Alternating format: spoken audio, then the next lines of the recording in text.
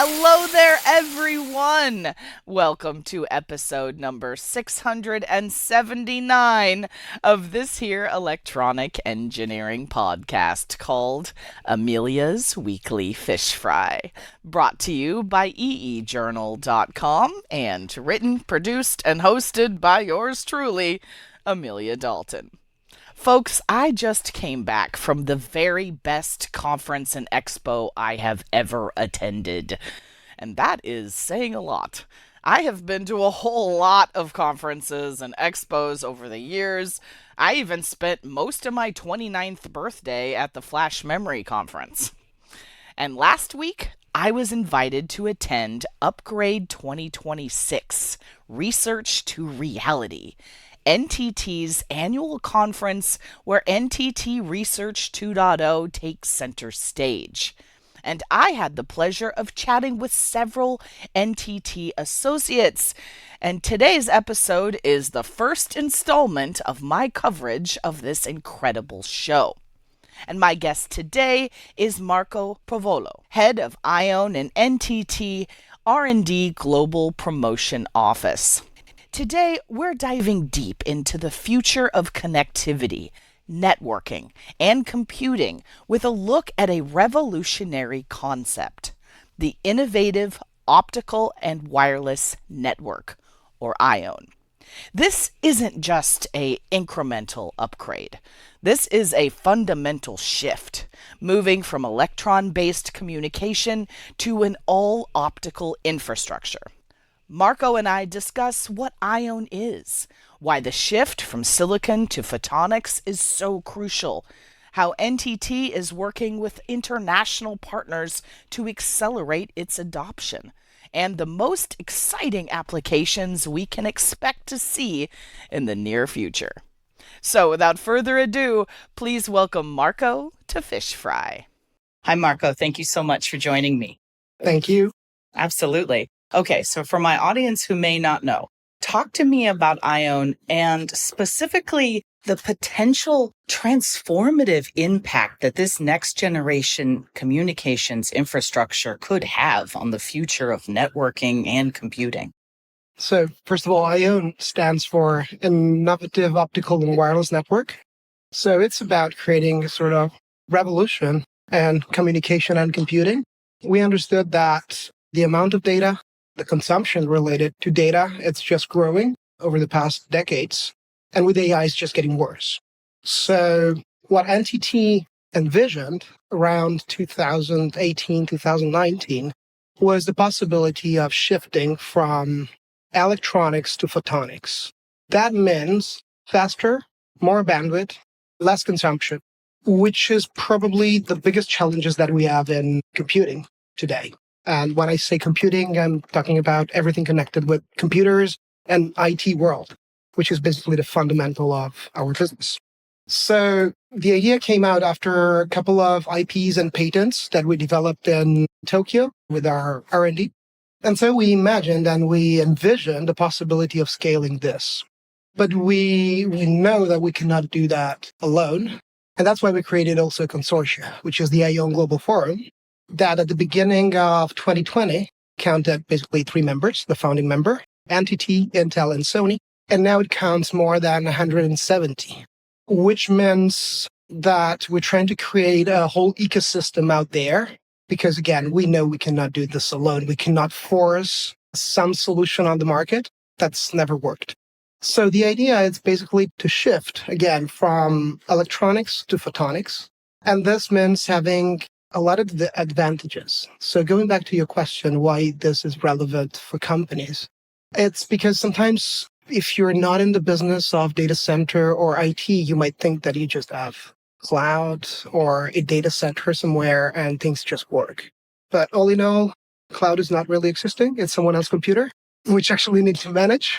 And geography here is very important. So when you're doing a mission critical operation, if you're latency dependent, like if you're in financial sector, you don't want to lose any millisecond. You want to be as fast as possible. This means that the location of the data center has to be as close as possible to your data and finally to where you do operation. And if you're a trading company, you have to be as close as possible to stock option servers. In many cities, basically, there's no more space. It's a problem for those who own infrastructure or need to leverage infrastructure. Then we have another little problem, which again, it's called AI. Mm-hmm. So you consider that from 5 to 10 years ago, the power consumption of a rack was around 5 kilowatt per rack. Now NVIDIA is selling 500 kilowatts per rack. So in this case, you basically don't have much options. You can burn your data center to the ground or free the whole space in the floor and have just one rack instead of hundreds. Here, the possibility with IOWN is to connect computing, whatever it means. So it might be one computer, might be a micro data center, might be a big, huge data center, and connect that with IOWN to create an infrastructure that from the user perspective or from data perspective is connected as if it was one data center. So this is basically an advantage or potential possibility for expanding infrastructure and leveraging the existing infrastructure. And this leads to many different business use cases. I'm talking about what you can buy today. What I'm currently talking about, it's APN. APN stands for All Photonic Network. It's only the networking part. But the roadmap of IOWN, it's longer than this. Basically, the whole process is about miniaturizing. So currently we have transponders. That's the word for the thing that converts electricity into light and vice versa. And the size is not that big. It's called pluggable. You can plug that in a switch. But that basically allows you to connect buildings, to connect physical facilities. The next thing that will actually come on the market at the end of this fiscal year for us, so by next April, is what we call PAC2. PAC stands for Photonic Electronics Convergence Devices. And it's basically a process of miniaturization. So we developed the same thing I just explained, so the pluggable, but smaller so that you can plug that at the board level. This means you are going deeper into the data center or deeper close to computing. So just to clarify, we're not talking about photonic computing, which is another stream. We're talking about trying to substitute as much as possible copper versus optical fibers. Mm-hmm. And this is called PAC2 because it's the second evolution. So we're just very close to the chip, but at the board level. The third evolutional step will be PAC3, where actually we'll be able to connect at the pin level of a chip, which means no more wires on the motherboard. So the question would be, do I really need the motherboard? So basically today, the problem in consumption specifically, it's very much connected with the rate, with the bandwidth, and with the distance. And basically that's the reason why all the components we have are sitting on the same board. Mm-hmm. Because when you start moving things apart, you start having a lot of consumption. Here, the paradigm is changing a little bit. So let's imagine you have a switch here, and you're not really interested if you have another chip or RAM, some storage, or some GPUs right below in your rack or 50 kilometers away. So this is a very big change in terms of how you think your infrastructure. So currently we talk a lot about edge cloud, edge computing, or remote cloud or remote location. What we expect in the next 5 years is that this is going to be a little bit blurred in terms of infrastructure because you're not really interested in where your computing is sitting. Actually, one interesting concept is that today we think about our infrastructure as a computing infrastructure. So we tend to move data where computing is. Mm-hmm. So you have GPUs. If you need to train a model, if you need to do inferencing, you tend to have data as close as possible to GPUs. That's a matter of performances. If you think about having an infrastructure, which is basically dematerialized, so you're not really interested in where your computing is, you can think about an infrastructure which is based on where your data are, not on where your computing is. And this leads to a very interesting conversation on data sovereignty. All right. So, Marco, let's also talk about how you and the NTT R&D Global Promotion Office are helping accelerate the adoption of IOWN, specifically the collaboration with international partners and research institutions. Well, that leads to what I explained before. So IOWN Global Forum, it's a huge resource for us. In there, we have telcos, we have network equipment vendors, we have a research institution, and we have potential clients. We have hyperscalers, we have hardware manufacturers. NTT is actually playing a big role in that because sometimes we're a telco, sometimes we're a system integrator, sometimes we're a consulting company.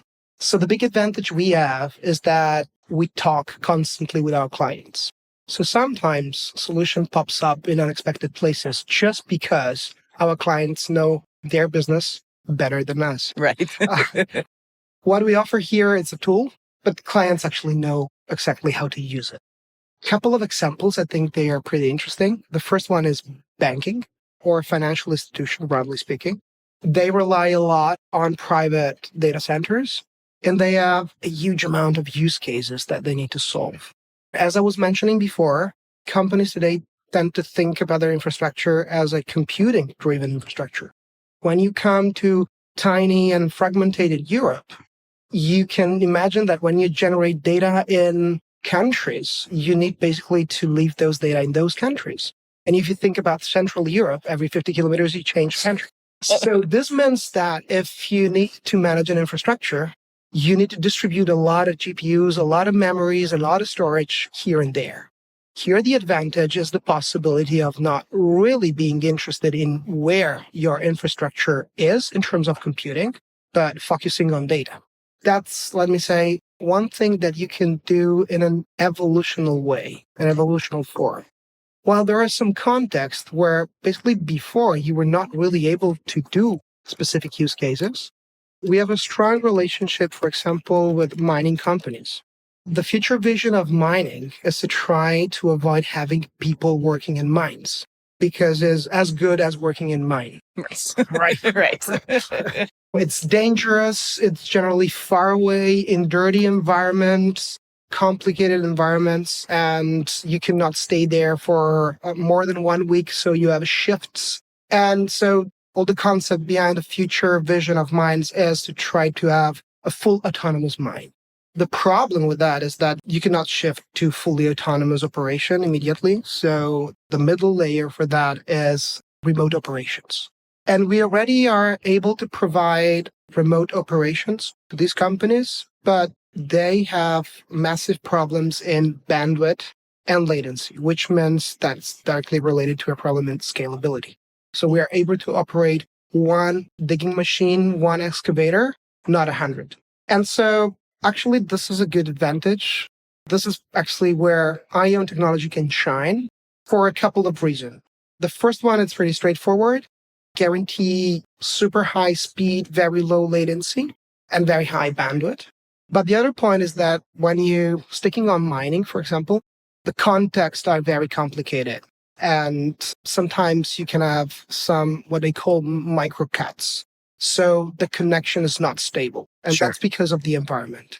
So one side advantage of IOWN is resiliency. The fact that you can create a ring of optical fiber connection, and you can very rapidly switch between one data center to another or one point of operation to another. It means that you can always guarantee high quality connection, no matter which fiber you're using. And this is crucial for this kind of operation. You cannot operate a remote machinery and then wait for a couple of seconds, stop everything. You might have some dangers in the operations. Absolutely. You might have an excavator stopping while you're moving rocks from one plate to the other. Right. Yeah. The problem is not really technological, it's more on connectivity. One example of interesting application of IOWN. And another one is on products. 20 years ago, products were just physical products. Then IoT came in and we started to add services on physical things. But Bluetooth or Wi-Fi were more than enough. Now we're seeing a lot of possibilities with AI. But as you can easily understand, you cannot put a GPU in every device. That's costly. You have problems related to consumption. and all these kind of things. So one option for scaling the intelligence of devices is, of course, the network. So you don't have your GPU sitting in your device. And one example for that has been done in a endoscope. So that's been developed on an endoscope. A doctor need to have some augmented reality information generated by AI. So it's AI aided diagnosis, and that's leveraged through these devices. The first evolution of these devices before they were stupid. And then what they did is to embed some AI into that. But of course, it was very costly. So what we did is to connect to a public cloud, and that's been done in Japan. So you can still leverage the old, let me say, stupid device. You can have 150 kilometers located GPU cluster, and you can get an immediate feedback. So the doctor can move the probe and get an immediate feedback. So this is not about opportunity for creating a new, smarter product. It's an opportunity for making it scale. Sure, that makes sense. So what do you think are the primary technical and business challenges that you've encountered in promoting and implementing IOWN technologies, and how are you working to overcome them? Well, of course, this is not really about new technologies. It's a lot of different technologies that are not entirely owned by NTT. Our R&D is public, so we don't own any IP. That goes in the direction of the consortium. The idea here is to create a new paradigm and a new ecosystem that brings you some advantages. So the problem with clients is that we're not bringing a new technology no one knew about. It's more applying different subset of technologies in a different way, in a new architectural pattern that can bring niche and very valuable solutions. That is the challenge, because we're not coming with new IP coming from Mars or from the moon, but it's just looking at what we have today and try to change the way we've been thinking about connectivity. Mainly today, connectivity is managed by telcos. Our payoff would be we try to democratize dark fiber. So what we're trying to explain to companies is that you can actually manage your network, or we as NTT Data, we can manage that for you. And you can get some strong KPIs, some strong performances just because you're managing your own network. What do you see are the most compelling use cases or applications emerging from this architecture, say, in the next 3 to 5 years? Absolutely. I mean, the advantage we have is that now actually data center are becoming a problem for citizens, for companies, for countries that needs to understand where to place them. And when you look at the world, there are some countries that are big, just like US, where you have space, but there are some other small countries like Europe. Think about Singapore. Think about Japan itself, which is a very dense country, where you actually have problems in placing data centers. So the advantage is actually that you need to find a solution for that. And on the other side, being able to manage your data and define where your data are, and not really thinking about where these data are elaborated, but you can only focus on the results and on what you want. It's probably the big shift that we will see in the next years. So this is both an advantage and a challenge at the same time, but I think we're on the right path. Again, just because our constant conversation with clients, and this might come from different angles, because sometimes we offer connectivity, sometimes we offer services, sometimes we offer consulting, but the backbone is what you need. The backbone of the network and the possibility of not really thinking about that. So I think the overall goal of something like IOWN should be commodity. You should not really be interested in how the network works. You should be interested in how your business runs.